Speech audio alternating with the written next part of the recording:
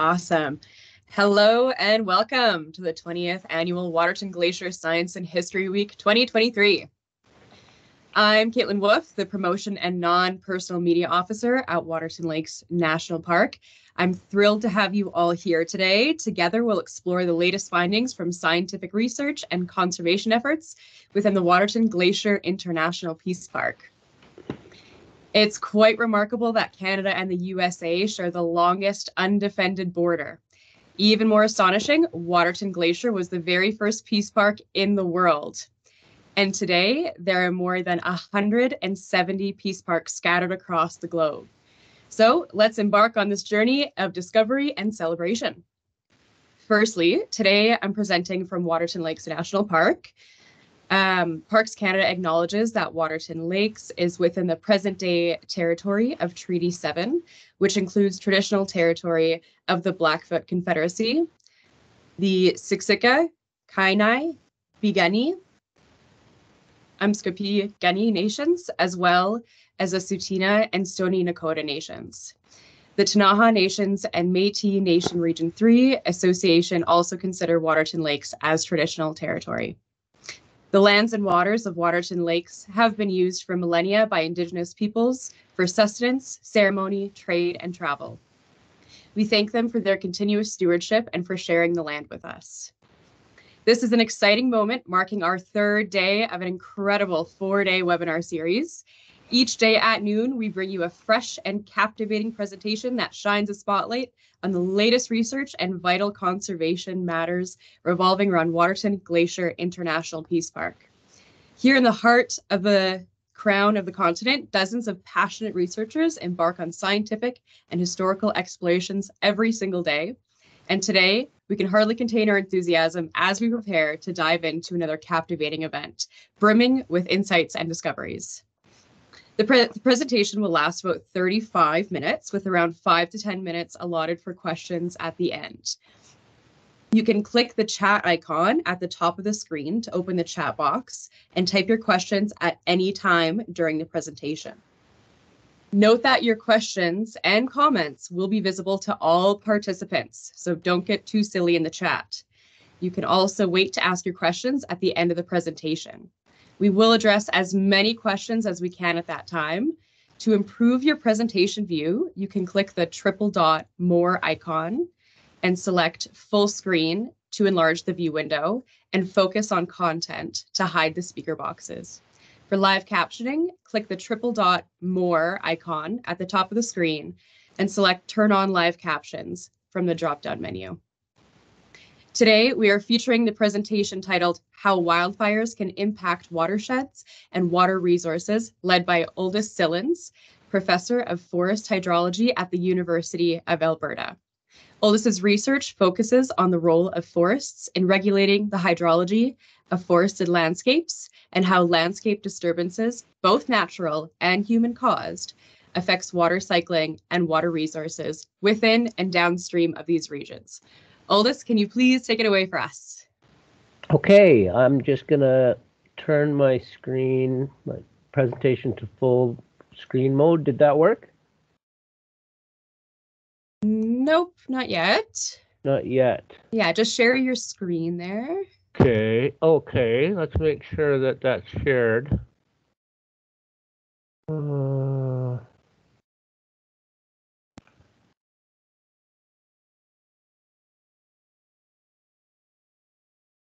How's that? There we go. Okay. Well, thank you so much for the introduction, and thank you everybody for joining. Good afternoon. I'm so happy to be able to speak to you today. This is something we tried to do last year. I wasn't able to participate, so I'm ever so happy to be able to do this today. And so, as was mentioned, my intention really is to talk more broadly about how wildfires can impact watersheds and water resources. The focus, of course, is on the more recent Kenow mountain fire, but of course, fires are something that are now becoming almost commonplace in a weird sort of a way. And so I'm going to be talking about research that we've been doing in Waterton Lakes National Park and north of Waterton, but also on some historic research we've done on other nearby fires. So that's really the point of today's presentation. So I wanted to start with just a few comments on wildfire. I'm a forest hydrologist, forester by training. Hydrology, forest hydrology is my principal area. Started working on wildfire impacts to watersheds over 20 years ago, and it's not something that I plan to do as part of my career. But what's been happening is, as we know, fires have really been increasing in terms of area burned, intensity, all those sorts of things all around us. And so our team, have been dragged into studying burned watersheds now for, now almost going on 20 years. So that wasn't something that I thought of where I'd be spending much of my career working on. So here I'm showing you a graph of just area burned in the United States. And this is, I could show Canadian data. The Canadian data is a little bit messier than this, but it doesn't matter. We're seeing the same general pattern in both places. And what you can see here is, in terms of area burned, while it varies, you have some bad fire years and some years that are not so bad. Over the period of record here, there's a pretty substantial and steady monotonic increase in area burned over this period of record. And it's not surprising that that's also corresponded to a pretty dramatic increase in excuse me, I'm suffering from a bad chest cold. Not COVID, but a bad chest cold. Anyway, that's not surprising that corresponds with dramatic increase in kind of annual fire suppression costs. We see the exact same pattern here in Canada. And what's particularly interesting here is, we've always had fires, but really as climates have started to shift, the weather patterns that govern fires is related to climate change, even though those two are sort of different things. And here on the Alberta side, we really began, and here I'll draw your attention here, we really began to see changes in fire behavior kind of near the end of the 90s. It was probably 1997, the Virginia Hills fire in north central Alberta, where that particular fire, it was so severe and so intense. It displayed fire behavior that had not been experienced by fire suppression professionals really in almost a lifetime of fighting fires. So the fire behavior was just outside of anything that had been previously observed. And the next year maybe isn't a bad fire year, but what we started to see after that was this long series of fires that really boggled the imagination in terms of fire behavior. We'd not experienced that before. Here on the upper right-hand side, again, this is dated, and in fact, and I purposely left it this way, because what you see here is a series of major evacuations for Canadian communities because of wildfire, and I'm just showing some Alberta examples. Slave Lake in 2011, of course, the Horse River fire in Fort McMurray in 2016, British Columbia, 2017, 2018. 2017 was a record breaker. It had far eclipsed area burned.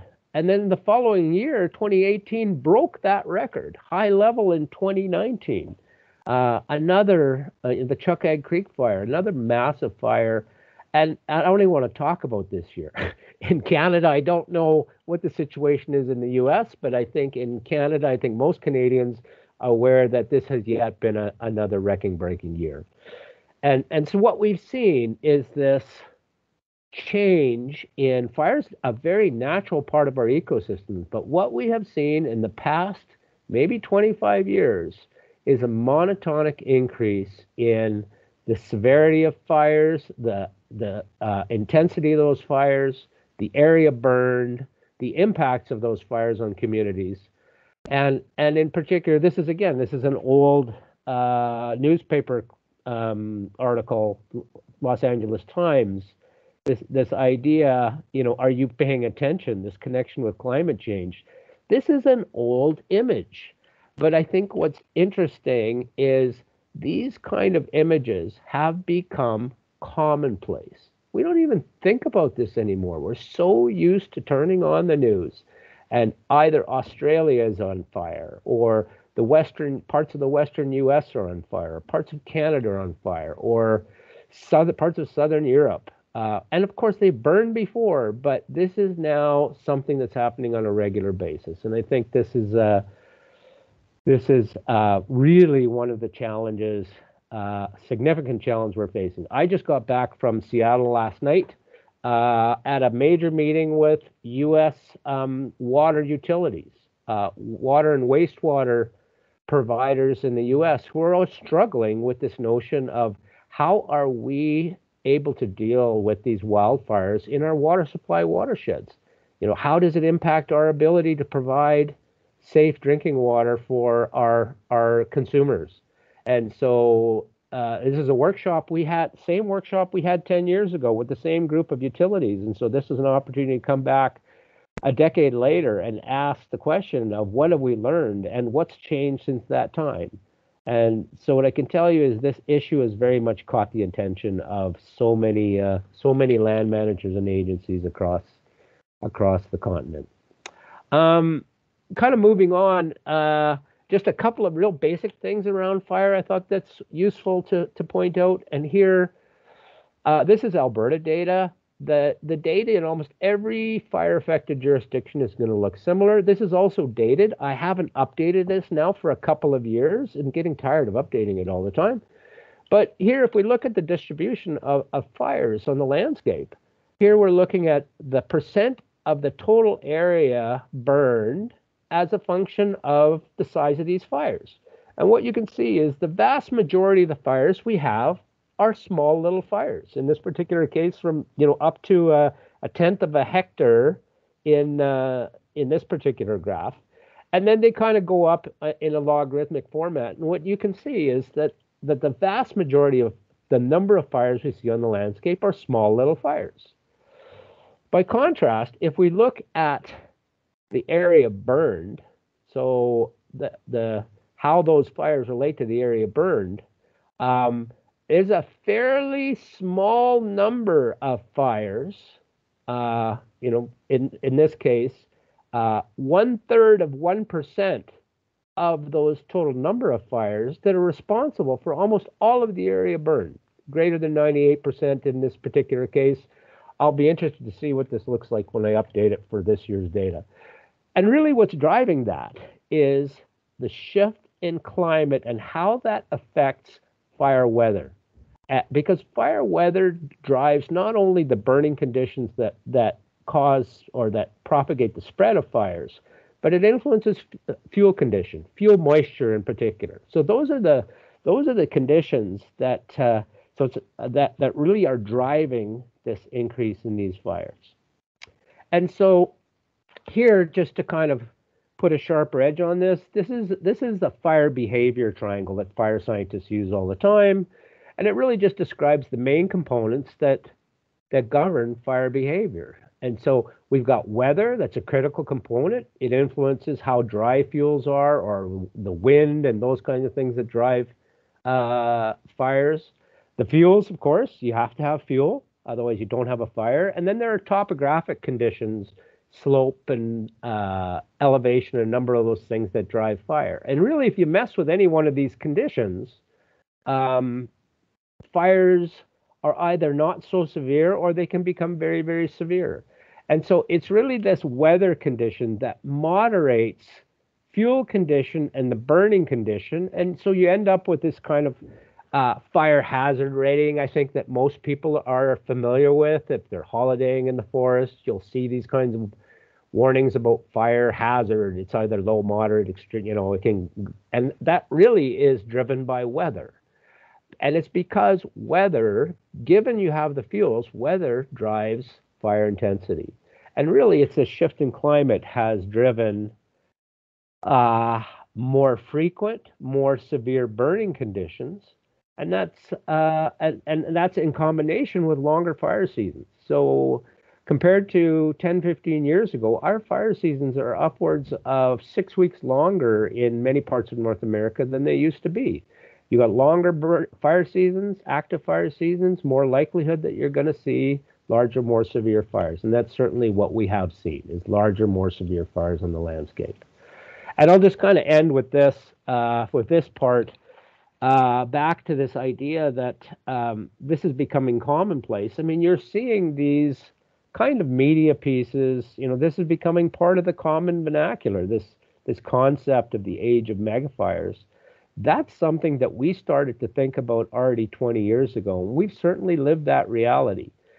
And the issue here is that there is an increasing number of those fires that are beyond the scope of suppression capability, where we simply can't do anything to suppress those fires. We have to wait for a favorable change in weather, get out of the way. And so, again, about 90% of Alberta's largest wildfires have happened just in the last 25 years. BC, 2017, 2018, greater area burned than the previous, 25, 30 years combined. And 2023, this year, is yet another historic record fire year in Alberta, BC, and other places across Canada. So this is a story that I think a reality that we're living in, and is in fact maybe even becoming a little more commonplace than I think we might have otherwise thought.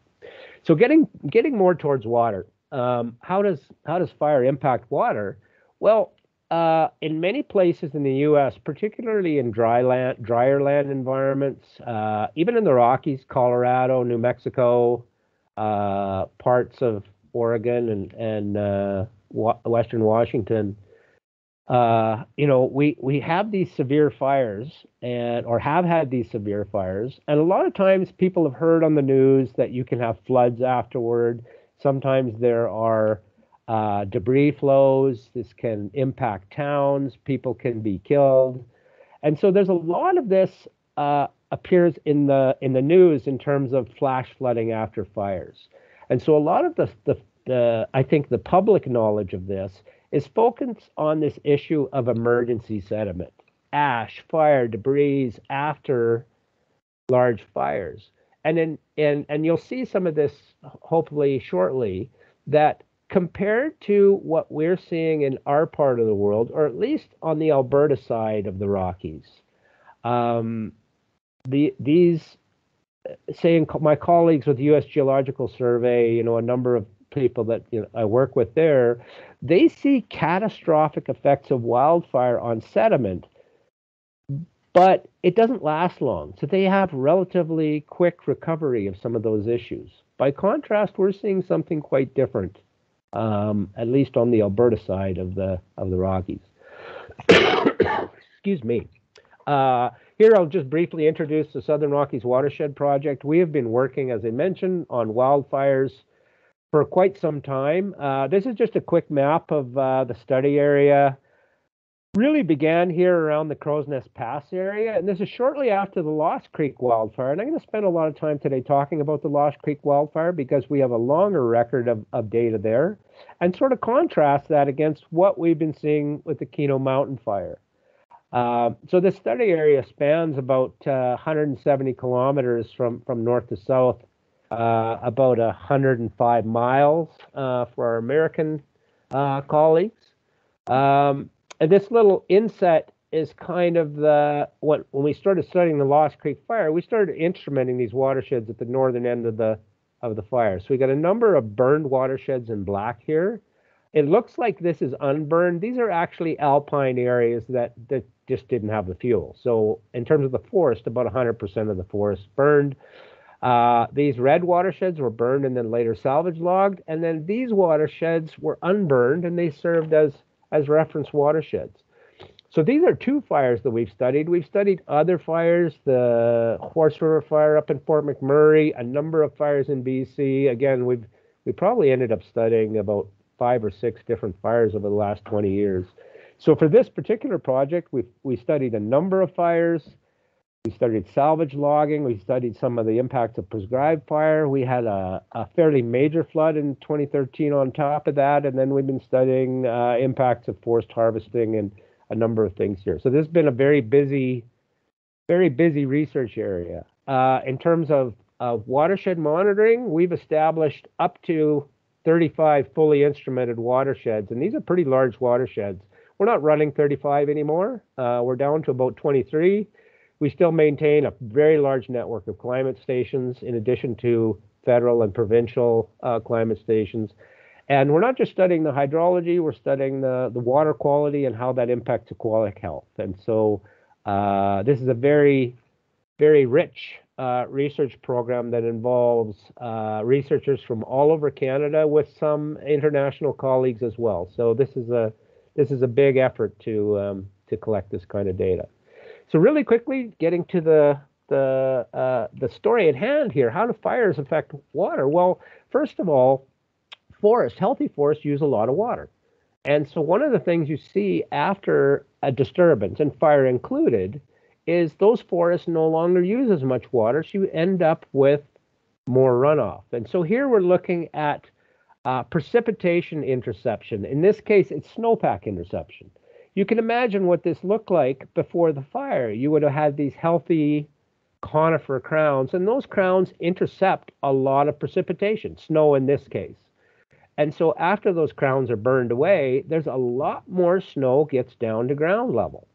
So it used to be hung up in the crown, and as long as it stays above the ground surface, that snow sublimates and goes straight back to the atmosphere. After a fire, you tend to have a lot more snow gets to the ground, so you've got deeper snowpacks, and that snow holds a lot more water. And that's what you're looking at here. This is a graph of snow water equivalent. And what that is basically the liquid water content of the snow.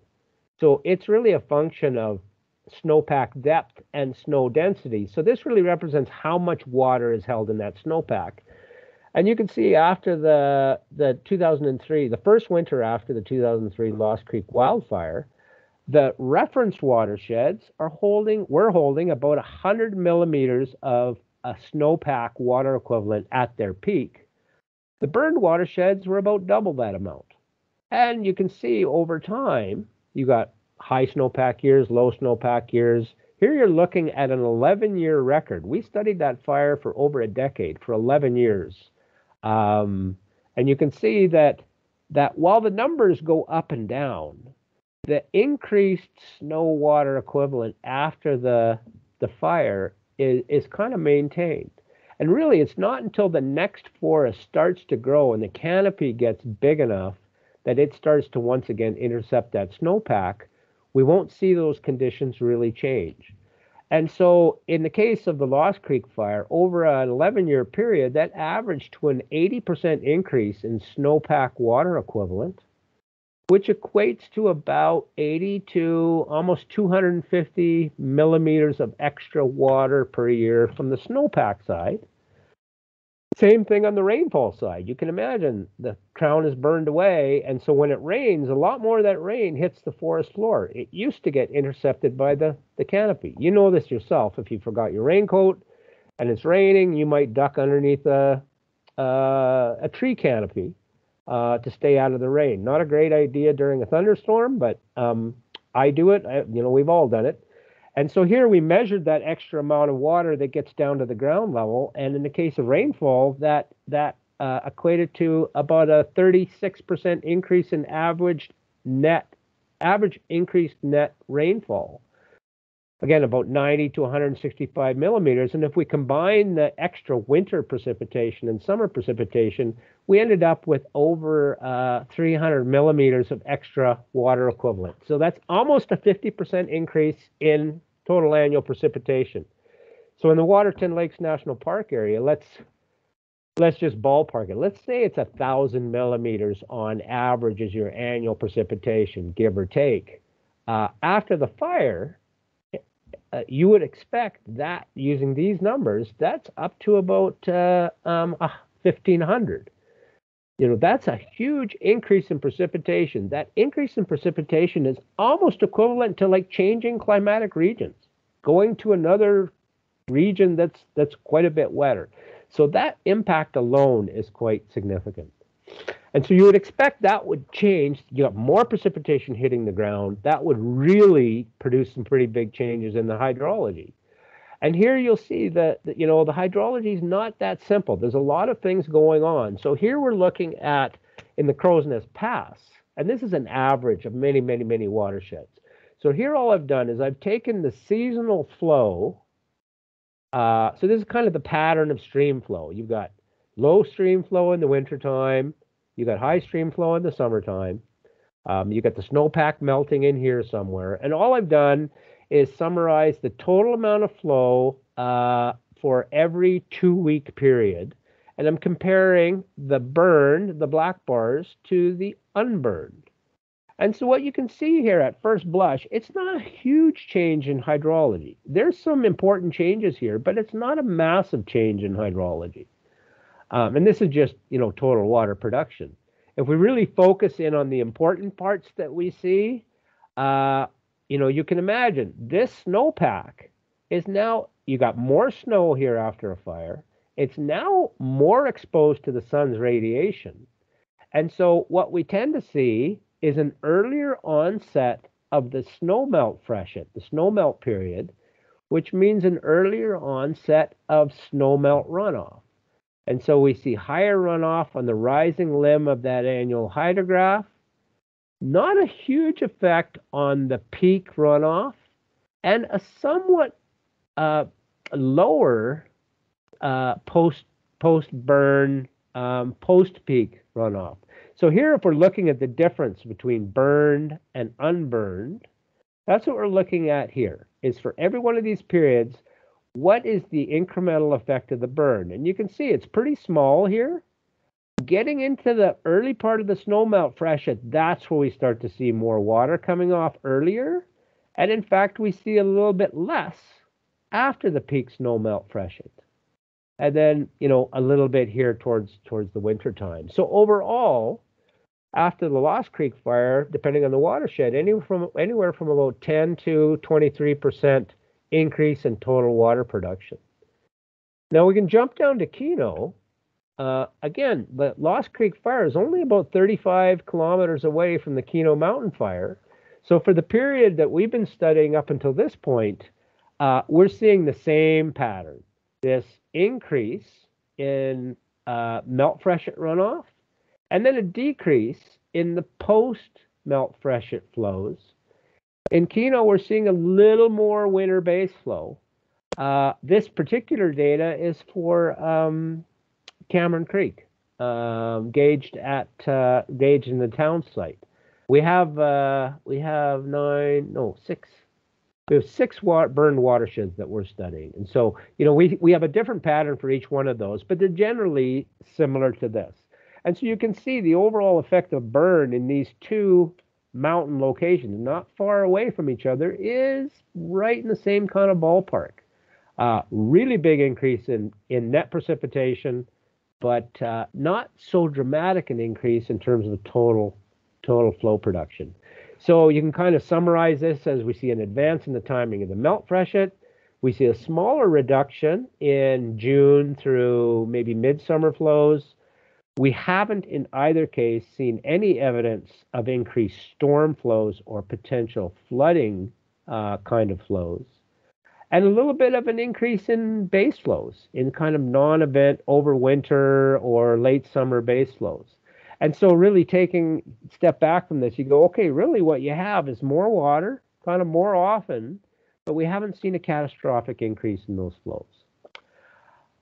A water quality, we've seen a broad range of different kind of effects here. And really here, I just want to bring your attention to, if we had conceptually, this is kind of impact after fire over time, and there might conceptually be a couple of different trajectories, depending on what we're talking about, what water quality parameter we're talking about. You might have a really large effect initially that recovers fairly quickly over time. you might have other parameters for which there's really not much of an effect, and over time, or they're relatively unaffected. And you may have some things for which there's a moderately large effect, but there's no recovery for a period of time, and it starts to recover very slowly, maybe paralleling the rate of regrowth of the next forest, which can take an awful long time. And so you have this potential range of kind of effects. And here I'll just kind of walk you through a number of different water quality parameters that more or less mirror that. Water temperature is a key one. Water temperature is really a critical physical water quality parameter that governs aquatic ecosystem health. In particular, fish, cold water fish, West Slope cutthroat, bull trout. There's a number of fish that are really reliant on cold water conditions. And so you can imagine many of these areas, the riparian areas, may have that used to provide shade, may have completely burned away. And so you might expect to see a real increase in summertime, particularly peak daily water temperatures. And excuse me, in the case of water temperature, though, this is data from sorry, this is data from Lost Creek. We're collecting the same kind of data in Waterton. What we saw was actually a pretty minimal effect of fire on water temperature.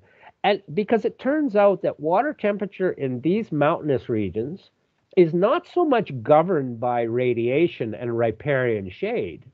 It's governed by groundwater. There's an awful lot of groundwater that comes up into the base of these rivers.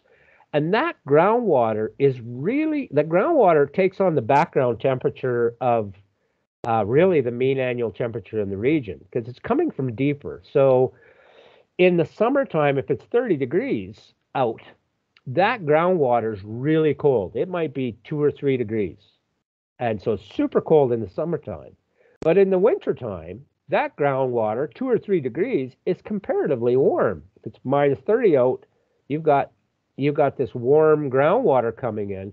And so these mountain streams, the thermal regime of these mountain streams tends to be regulated by these groundwater inputs, not radiation.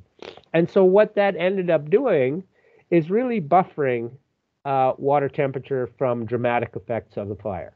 Now, that said, if you start to go down gradient, lower elevation, different kinds of landscape settings, you would probably have less groundwater, and that's where fire may have bigger effects. But in these mountain settings, we found that wildfire was not having a huge effect on stream temperature.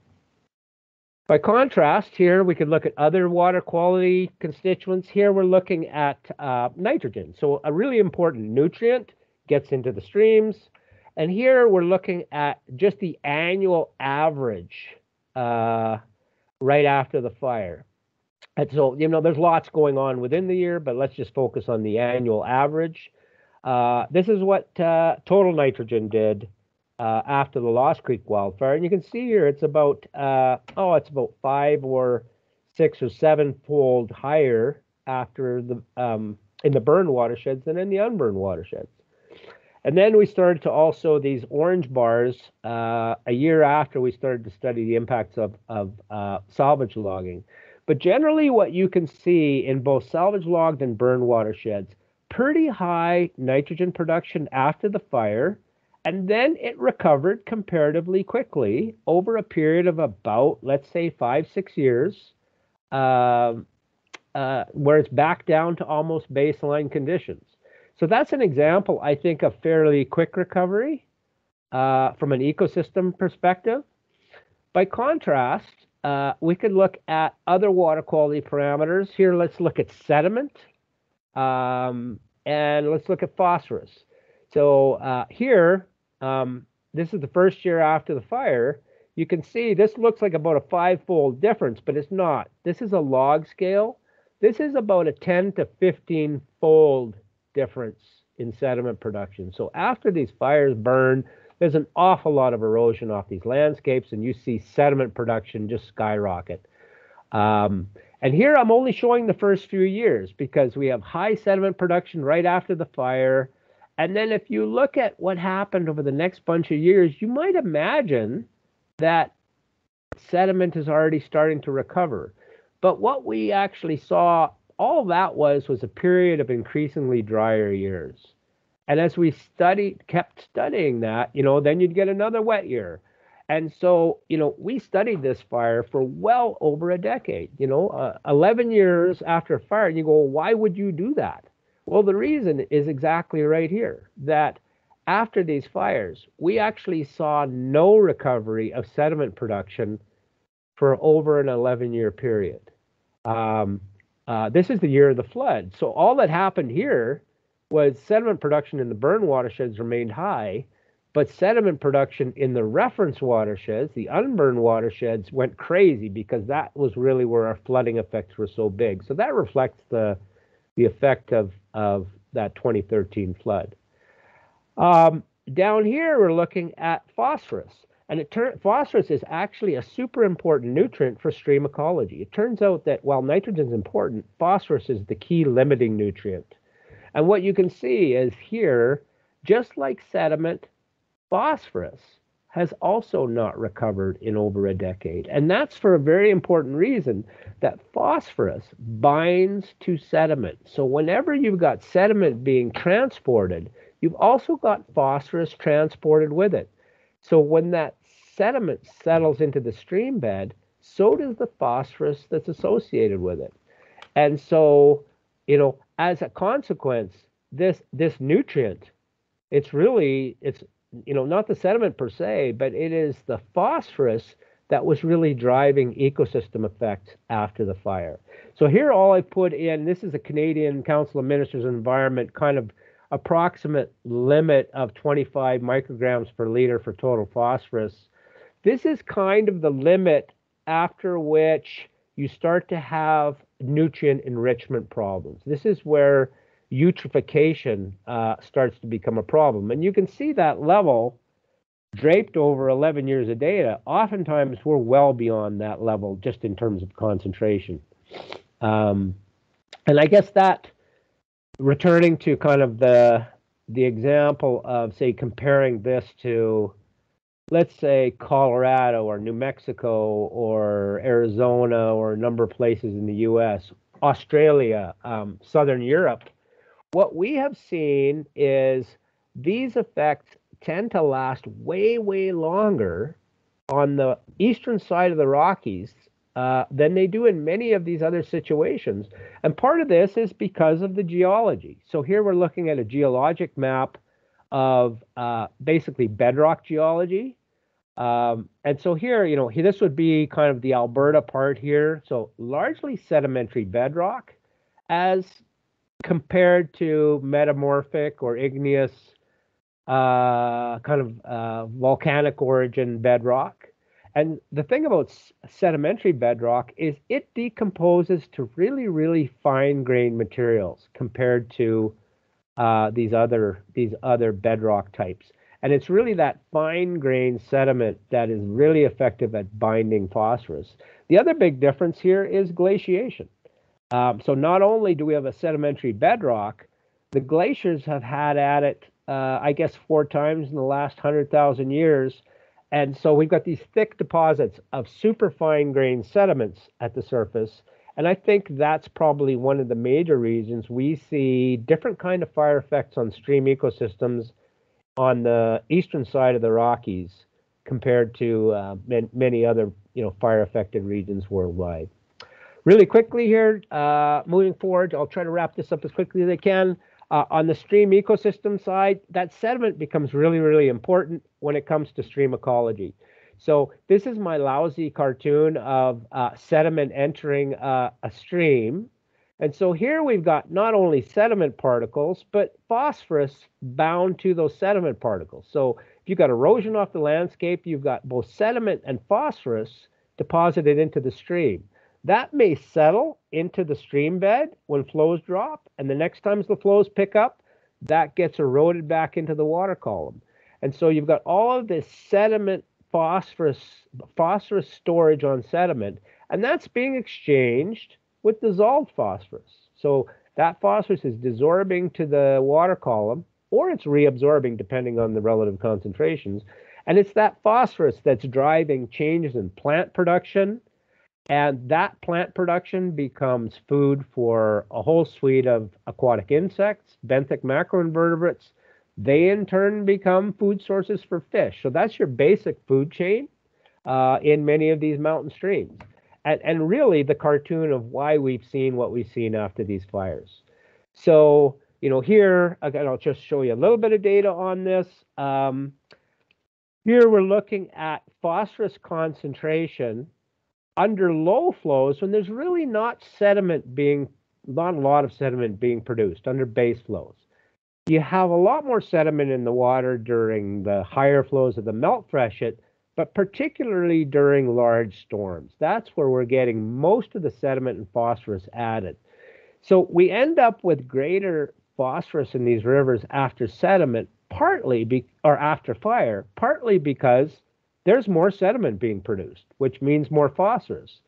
But it turns out that per unit sediment produced, that these fires are also producing more than 2 times the amount of phosphorus per the amount of sediment. And that's what you're looking at here. This is actually data from Waterton, where here we're looking at, as a function of the sediment concentration, this is the phosphorus concentration. And so you can see for the unburned sediments, we have this relationship.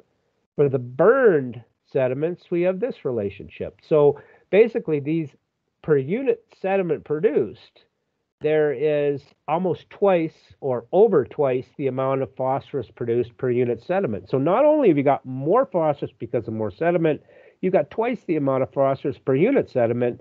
And then to make matters worse, the fire transforms that phosphorus to make it much more bioavailable. And so as a consequence, what you see after these fires in these mountain streams, this is kind of the typical undisturbed mountain stream. It's very clear, pristine, clear waters, very little plant production. You put a little bit of phosphorus in that water, and you will end up with a massive amount of increased algal production. It doesn't take much. And all of a sudden, the algae responds. In some cases, we've seen streams become just choked with algae. And so that's what you're looking at here. This is one measure of algal growth.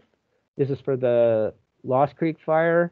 We had anywhere from 10 to 50 times increase in algal productivity, depending on what measure we saw. And I think those of you that are spending time in Waterton Lakes National Park's rivers the last couple of years have probably noticed that. And so here, in terms of the insect communities, you've got more food, you got more algae, periphyton, that's food for insects. This is just the abundance now of insect invertebrates. And so what you can see after the fire, the abundance of insects increased. And it increased even more in the salvage log watersheds where there's been more sediment production. Here, this is really kind of looking at, what insects in particular.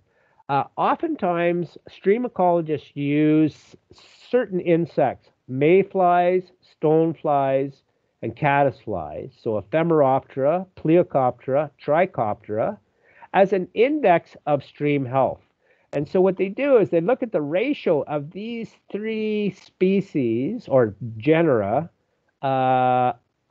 to true flies. So really, if these are kind of the clean water indicators, they look at the ratio of the clean water indicators to the indicators of more deteriorated water quality conditions, true flies, chironomids, excuse me, others like that. And what you can see after the fire, that ratio, in the absence of fire, that ratio is really high. In other words, the streams are dominated by these clean water indicators. But after a fire, that ratio really drops. So not because these are dropping out, but what you get is a lot more of these species that can tolerate more deteriorated water conditions. And so oftentimes, stream ecologists use that index as an index of aquatic health. And we can see that the fire certainly had an impact there. We went back and this is kind of a multi-dimensional scaling, and you don't need to worry about kind of the axes here. All this shows is over 10 years after that fire, here we're looking at the assemblage, the community structure of insects in the burn streams, and compared to the reference streams, and those compared to the salvage log streams. And what you can see is those three communities are as far apart from one another as they can possibly be.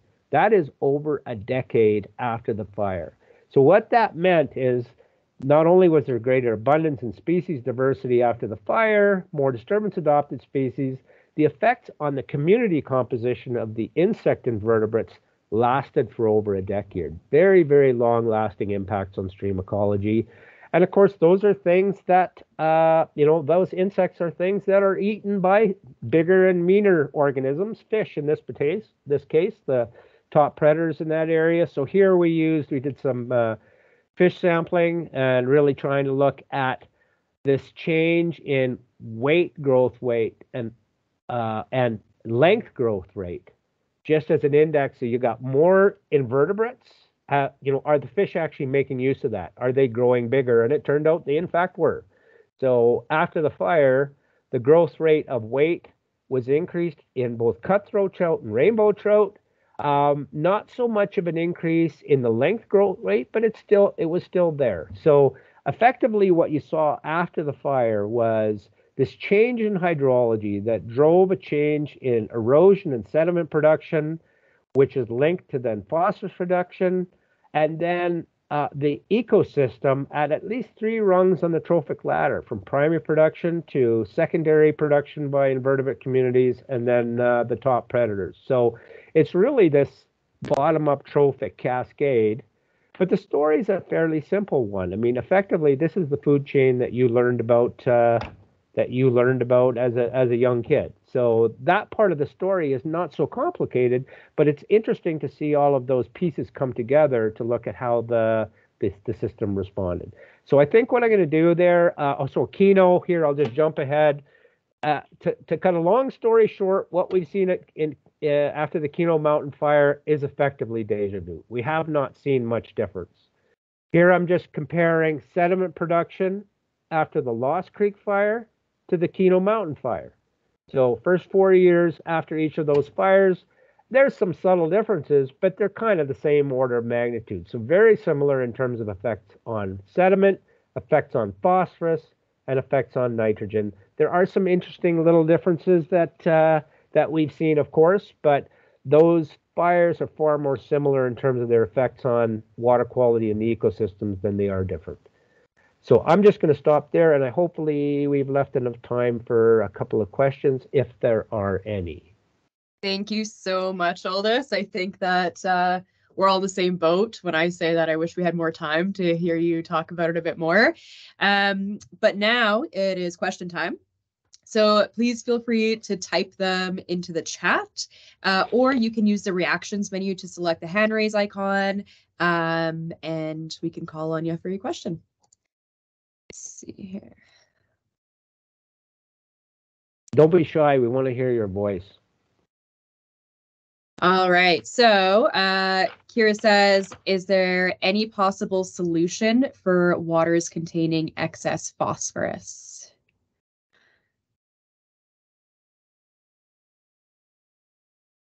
I'll answer it this way.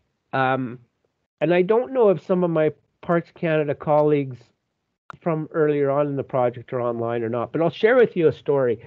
A couple of years after the fire, we did a workshop, a field-based workshop. So we had people from Alberta Parks, we had people from BC Parks, we had people from Parks Canada, and we spent one day kind of north of the park and one day in the park, and we walked into some of these burned rivers, and I think some of the park staff really saw firsthand for the first time, because perhaps they didn't notice it before. So we got into the river, and you're waving your hand above these burned sediments, and there's all this algae, and you see all these worms and stuff come up that you normally wouldn't see in these rivers. And one of the park staff, and I won't mention who it was, she was looking almost ill after that field visit.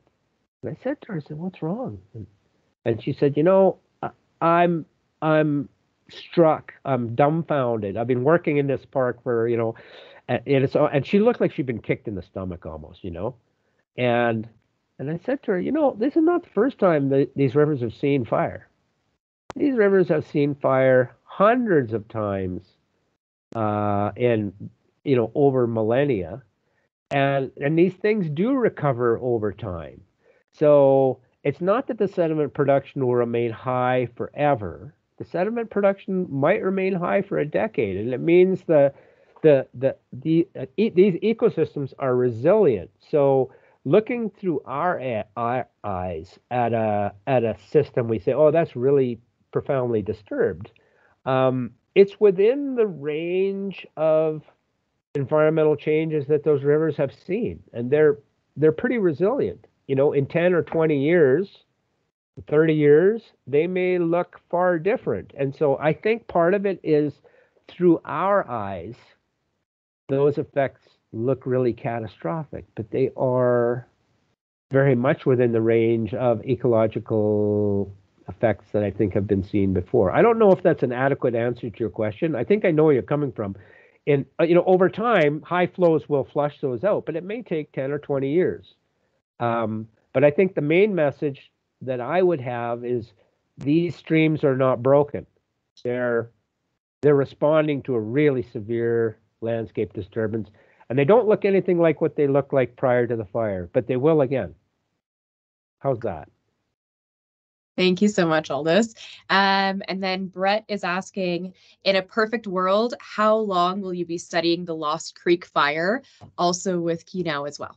We stopped studying the Lost Creek fire in 2014. And it's not because we're spending bad money after good.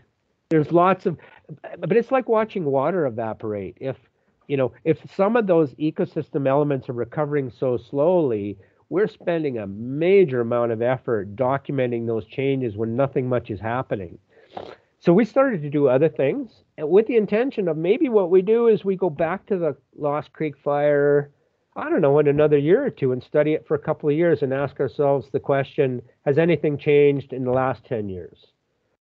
For Kenow, we are continuing to study the impacts on those stream ecosystems, those streams in terms of their hydrology and water quality. And we're going to do that for at least 5 more years. So we have already secured the funding resources for this. So that's a good news story.